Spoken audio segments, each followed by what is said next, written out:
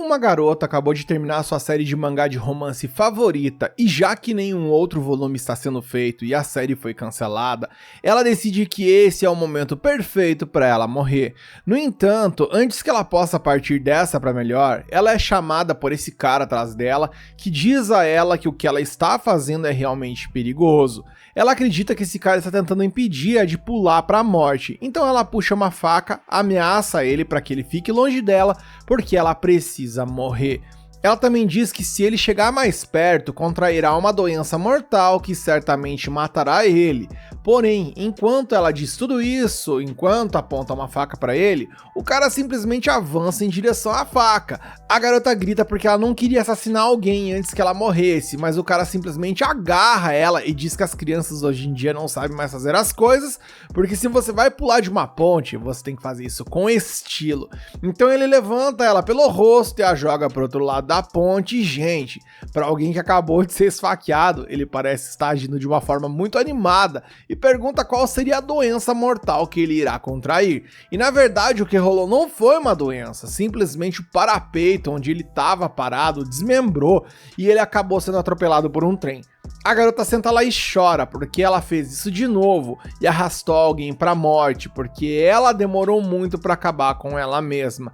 No entanto, enquanto ela estava ali chorando, a cabeça do cara vem voando até ela e de alguma forma esse cara tá vivo. Ele diz a ela que ele finalmente entende o que ela quis dizer com doença mortal, enquanto ele repara seu corpo e se regenera completamente. No entanto, as roupas dele não se regeneram e ele fica ali com as partes de fora, fazendo com que a garota fique assustada e fizesse um omelete das partes dele. Esse cara tem sorte de se regenerar de novo, né? Ela foge dele pensando que ele é um zumbi. Porém, ele não quer deixar ela ir e agarra, dizendo que ele não é um zumbi, mas sim um morto-vivo. Ele menciona que o que ela tá dizendo sobre doença na real era azar, então ele quer fazer algumas perguntas sobre isso, mas logo depois a polícia chega ali no local, e devido a relatos de um cara tá fazendo umas loucuras no trem e tal, e ele tá ali peladão com uma guria ao lado, acho que não vai ser fácil explicar para as autoridades o que tá acontecendo, né? Então ele usa seu sangue das pernas para sair dando uns pulos altos até chegar no topo de um prédio. Depois dá uma explicação sobre como ele estava voando com o seu sangue e diz a ela que regenerou suas pernas em alta velocidade, usa um impulso para voar, porém ela não estava nem prestando atenção à explicação dele porque ela está tentando escapar.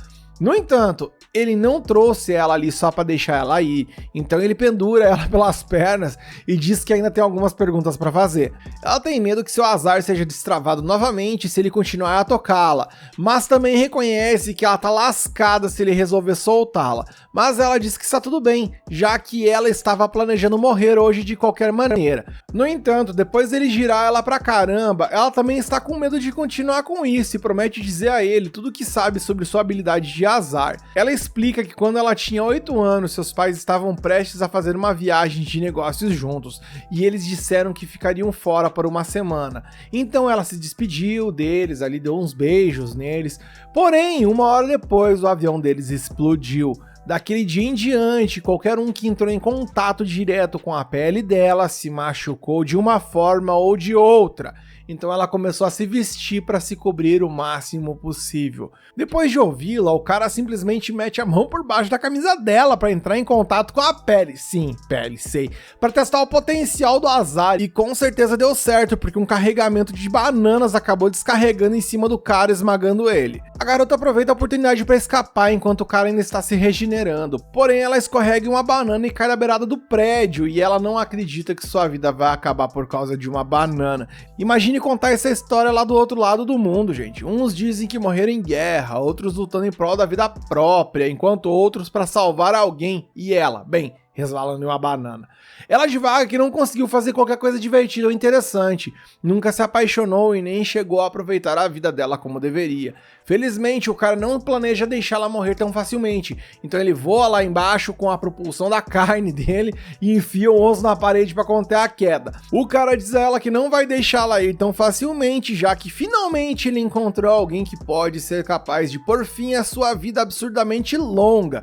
Se ele descobrir o que faz o azar dela funcionar, funcionar, ele pode ser capaz de usá-lo para criar a maior onda de azar que ela já viu e talvez até mesmo matá-lo para sempre. Então agora ele planeja levá-la para seu esconderijo para encontrar uma maneira de acabar com ele. Enquanto isso, algumas pessoas de terno estão ali observando ele voar e receberam a ordem de prender a garota depois de confirmarem suas habilidades.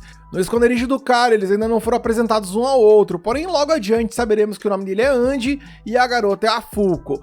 Andy já tentou o efeito da duração 2 horas depois que pegou um pouco nela, então agora ele quer pegar no corpo dela em todas as partes e pede a ela para tirar todas as roupas para conseguir pegar em mais partes possível e o azar ser maior. Sem surpresa alguma, ela foge porque ela não aguenta que ele toque ela para se matar, mas na realidade ela não está mentalmente preparada para ficar nua ali na frente dele e fazer isso para ele. Ele persegue e ele diz que isso é apenas porque ela não explicou totalmente a habilidade para ele, mas ela simplesmente não quer contar para ele. E enquanto ela está correndo ali, a jaqueta dela fica presa em um ferro e a jaqueta acaba saindo, revelando que ela tem um cabelo gigantesco. E bem, ela não consegue cortá-lo, porque se alguém tentar cortar o cabelo dela, essa pessoa acabaria morrendo.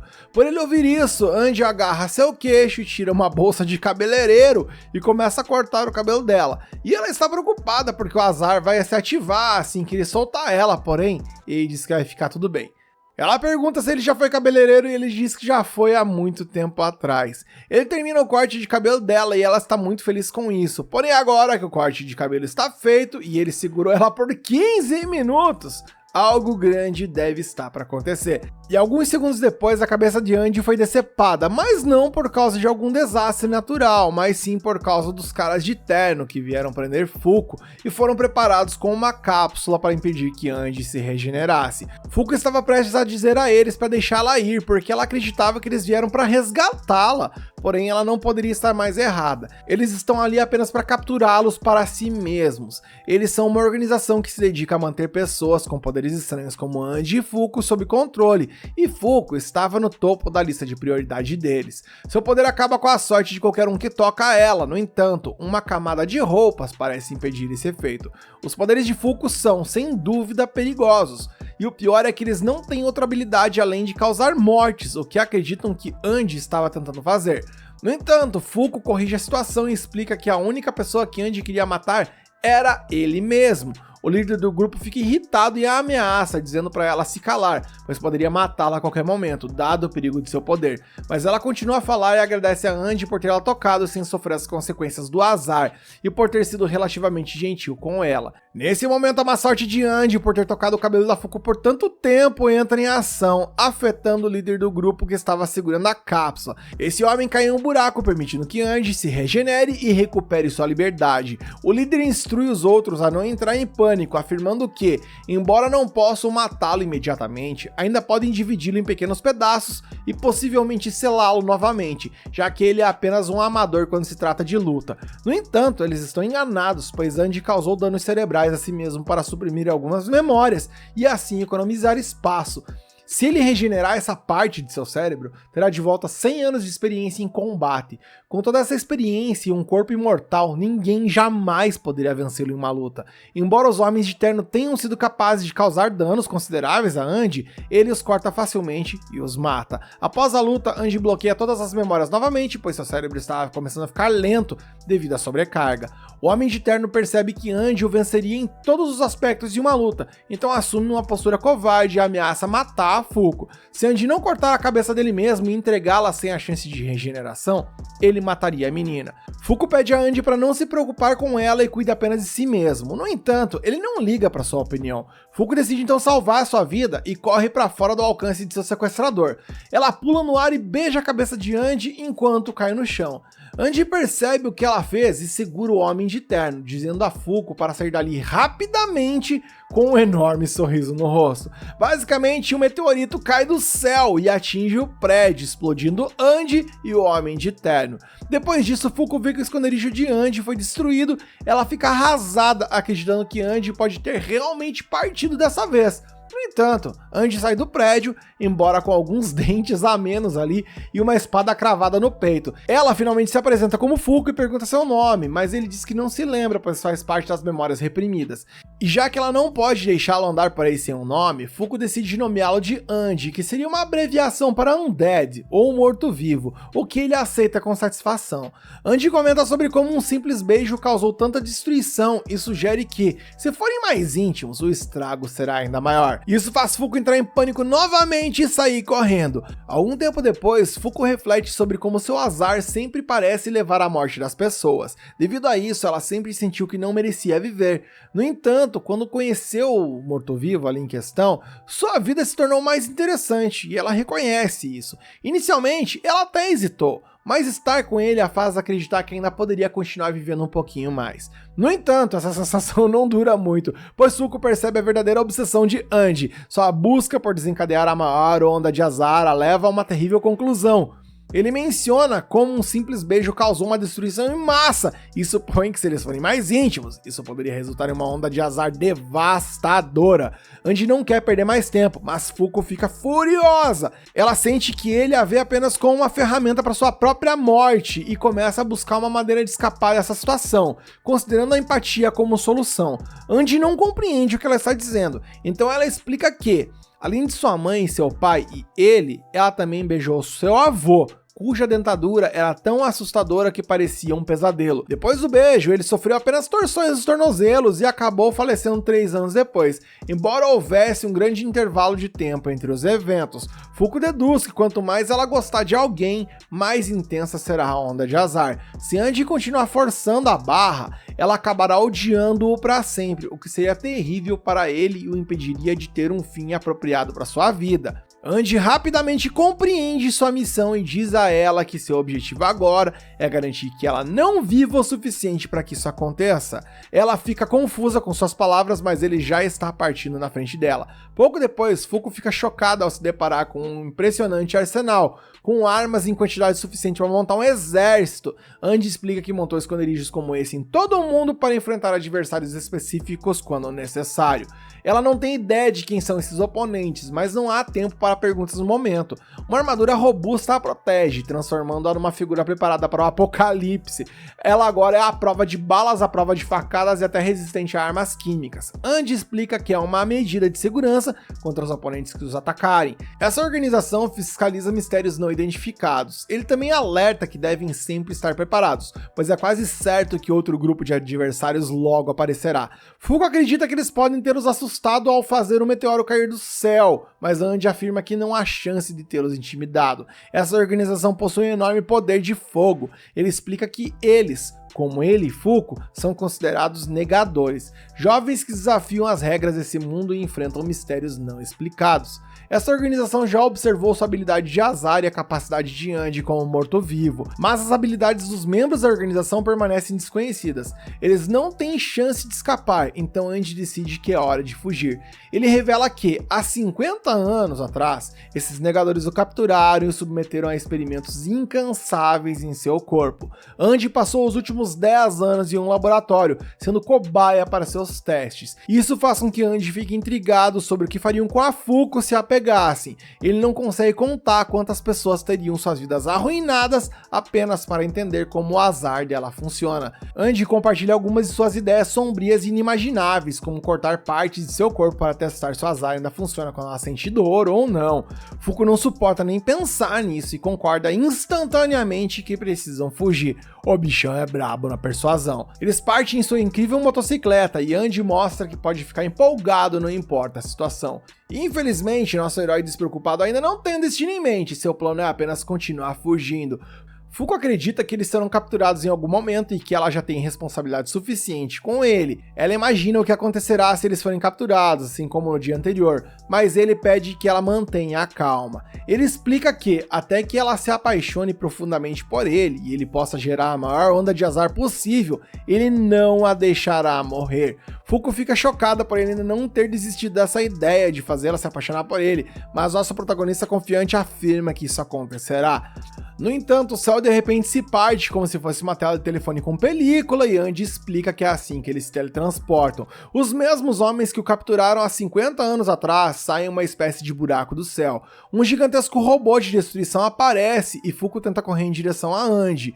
No entanto, ela é puxada por um homem que afirma que ela gosta de mortos-vivos, baseando-se na forma como ela estava correndo. Ela percebe que esse homem deve ser um inimigo e fica chocada ao perceber que suas pernas não se movem. O robô ordena ao homem que acabe com a vida de Fuko, pois suas instruções são capturar o morto-vivo e eliminar o azar. No entanto, o homem deseja conversar com Fuko primeiro, o que dá a Andy a oportunidade de lançar um ataque surpresa. Ele tenta um ataque poderoso, mas Fuko fica atordoada quando seu corpo para de se mover. O homem garante que não está aprendendo. Andy percebe que seu corpo não consegue mais se mover, especificamente seus braços, pernas e torso. O robô desfere um poderoso soco, mas isso faz Andy notar algo. Agora ele pode mover seu corpo novamente. Fuko tenta explicar que o homem atrás dela é o responsável pela imobilidade, pois ele está impedindo seus movimentos. Andy aponta que ela está movendo as mãos agora, então as pernas são o único problema. Ele explica que esses dois homens são negadores do tipo restritivo de alvo externo, parecem semelhantes, mas suas habilidades e alcances são diferentes. O robô gigante em seu traje conseguiu paralisar o corpo de Andy, e ele suspeita que o homem de cabelo azul está controlando Fuko. O problema é que ele não sabe exatamente o que eles estão negando para realizar essa ação. O homem fica impressionado que Andy tenha descoberto isso. No entanto, ele ressalta que saber disso não significa nada. Andy não parece se importar com as palavras do homem e dá um soco ali para testar sua teoria. Ele percebe que está certo, pois consegue mover-se bem depois de ser atingido. Ele determina que tudo o que precisa ser feito é ser atingido, recuperar-se e dar um soco no robô. O robô gigante irritado chama Andy de idiota e os dois continuam a trocar socos. O homem de cabelo azul fica impressionado com a capacidade de Andy de suportar uma quantidade imensa de dor, mas não pode deixar de apontar o quão desleixado é seu estilo de luta. Fuko fica frustrado ao se perguntar se serão perseguidos por pessoas como eles para sempre. Andy diz a ela que só serão perseguidos se não conseguirem escapar. Ele explica que o meteoro que eles causaram não ajudou nessa situação, já que aumentou seus níveis de prioridade de captura para 8 numa escala de 10, enquanto ela, por exemplo, tinha uma prioridade de 5 quando foi descoberta. Agora, não importa quantos caçadores evitem, sempre haverá outras pessoas ameaçadoras atrás deles. Ela fica chocada ao descobrir que existem outros negadores como eles e se pergunta por que eles não estão sendo caçados. No entanto, o robô aumenta a força de seu soco e arranca a cabeça de Andy. O homem fica satisfeito em saber que despertou o interesse de Fuko. Finalmente descobrimos que o nome dele é Shen, e o robô quer que ele pare de responder as perguntas dela. Shen acredita que ela tem o direito de saber e diz a ela que existem 10 membros na organização. Eles fazem parte de uma organização de controle de fenômenos não identificados, conhecida como União. Dentro dessa organização, há uma equipe especial composta por 10 negadores. Uma vez que eles entram, os negadores estão isentos da perseguição, contanto que cumpram algumas missões e passem em testes. Fuko fica empolgada com a ideia de que eles poderiam estar seguros se virassem membros dessa organização, mas o robô ameaça e explica que todas as vagas já estão ocupadas, e a lista não aceita adições ou alterações. Qualquer negador que não seja membro é considerado uma ameaça ao mundo, ou seja, um monstro. O robô se prepara para eliminar Fuko, mas Andy a salva instantaneamente, pois ouviu toda a conversa. Ele decidiu que, em vez de serem caçados, eles se juntarão ao time de caçadores. Ele está entusiasmado com a ideia e explica que eles vão derrotar 2 homens para abrir espaço para eles na equipe. Claro que farão quando estiverem na equipe, mas Andy mais uma vez promete que nunca a deixará morrer. Além disso, entregá-la a alguém não é uma opção. Depois de dizer isso, Fuko sabe exatamente o que fazer e toca no peito de Andy. O robô gigante da União fica preocupado, apontando que eles acabaram de fazer um contato direto. Shen diz que a onda de azar não deve ser tão grande, pois foi apenas um contato numa pequena área. Fuko, que se afastou, explica a Andy que está certo de que uma grande onda de azar está a caminho. Ela esclarece que o tamanho da catástrofe que se aproxima não significa que está apaixonada por ele, apenas gosta dele por gratidão. Sei. O robô tenta ordenar a Shen que vá atrás de Fuko, mas Shen não liga para o que o robô diz. Fuko continua tentando acertar as coisas, enquanto Andy se prepara para a onda de azar. Ela confirma mais uma vez que não está apaixonada por Andy e de repente um enorme caminhão aparece. Andy diz aos dois homens que é hora de desistir de seus lugares na equipe e então o caminhão explode sobre eles. Eles mal conseguem escapar e Andy inicia uma perseguição. Ele explica que os negadores negam suas próprias regras ou as dos outros. Quando lutam contra negadores de alvos externos como eles, você tem que descobrir o que eles estão negando o mais rápido possível. Andy demonstra sua inteligência, pois determina que, quando o robô assume uma posição de ataque, ele nega seus movimentos, o que deve significar que seu poder é chamado de inevitável. Shen ainda é um mistério, já que ele foi capaz de conter Fuko sem qualquer tipo de movimento específico. Andy decide ficar escondido e usar táticas de ataque e fuga para encontrar as fraquezas dele. Andy se prepara para um ataque que ainda não vimos, mas fica chocado ao descobrir que o prédio está cheio de dinamite. Fuko corre, perguntando-se se ela também será afetada pela explosão. Vemos que a dupla maligna ainda está viva. O robô está frustrado com a garota, pois seu azar não é uma arma, mas um desastre a menos que possam prever o que acontecerá. No entanto, ele decide eliminar o indefeso Andy primeiro. Ele diz a Shen que a missão deles está quase completa, mas fica surpreso ao perceber que o morto-vivo que está atrás dele. Andy diz a ele que pode ficar com a mão, pois as partes do corpo que ele perde desaparecem em 30 segundos de qualquer maneira. Andy prepara seu próximo ataque, mordendo seu próprio dedo e atira as pontas dos dedos diretamente no cérebro do robô.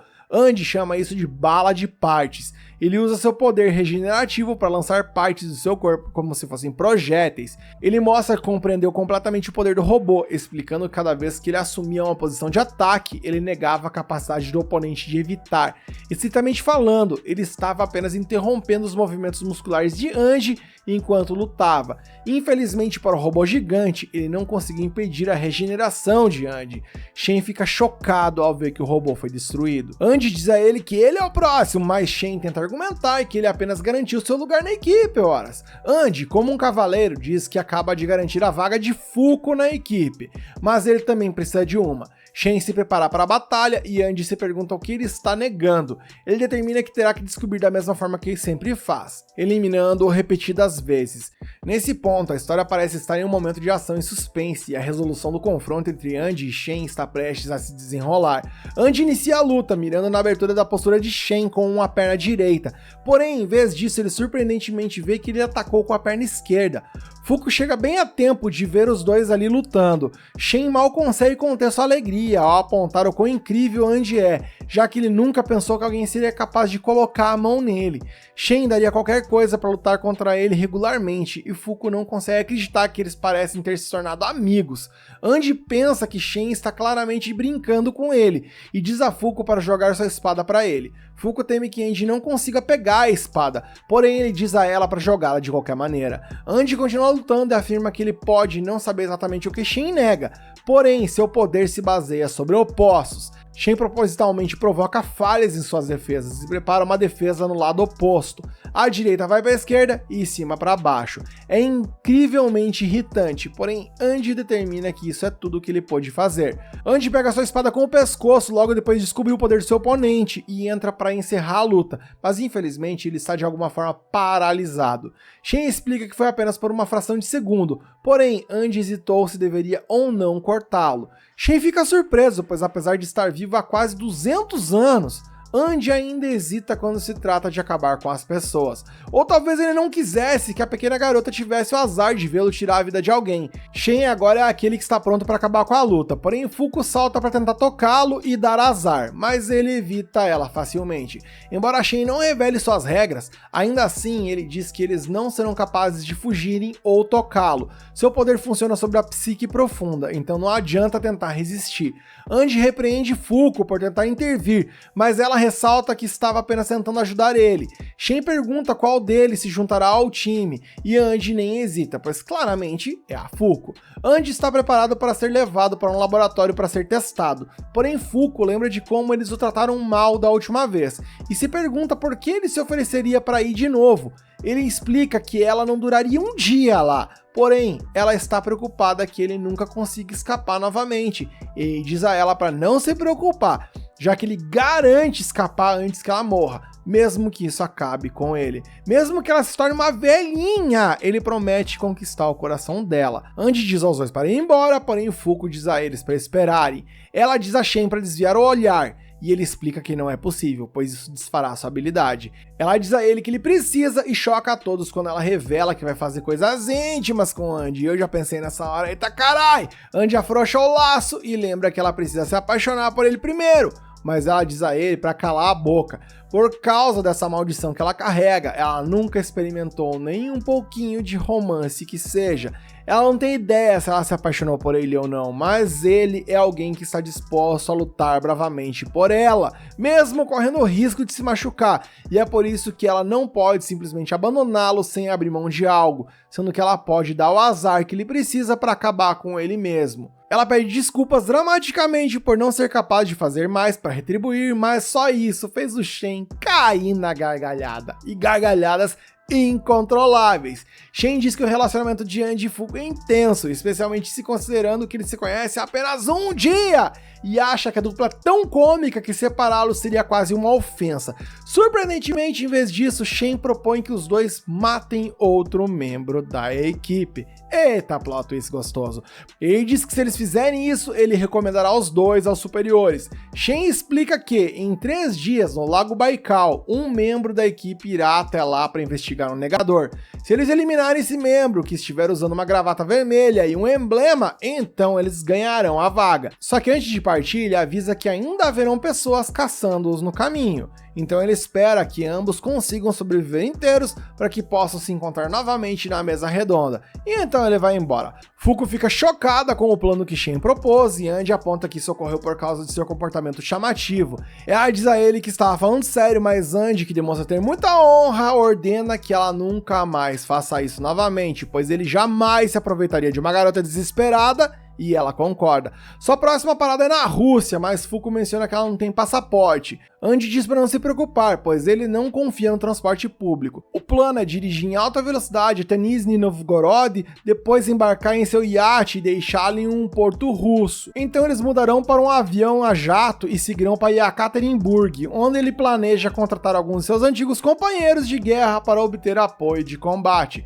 Ele se dirige para o Lago Baikal, onde esperarão por seu alvo, um membro da equipe da União. Andy está animado por ir para a Rússia, especialmente porque lá há muita vodka. Ele fica feliz em saber que Fuko já tem 18 anos, a idade legal para beber, e promete tomar uma bebida com ela quando tudo isso acabar. Essa reviravolta no enredo traz uma nova missão para a dupla, envolvendo assassinar um membro da equipe da União. Parece que eles estão mergulhando ainda mais no mundo dos negadores e das missões perigosas. Ficamos ansiosos para saber como eles enfrentarão essa nova tarefa e como seu relacionamento continuará a se desenvolver. E gente, finalizando, eu só queria dizer que eu amei esses 2 episódios desse anime, e se você gostou do recap e quer a parte 3, deixa o like para ajudar o canal a prosperar e escreve "quero a parte 3" nos comentários.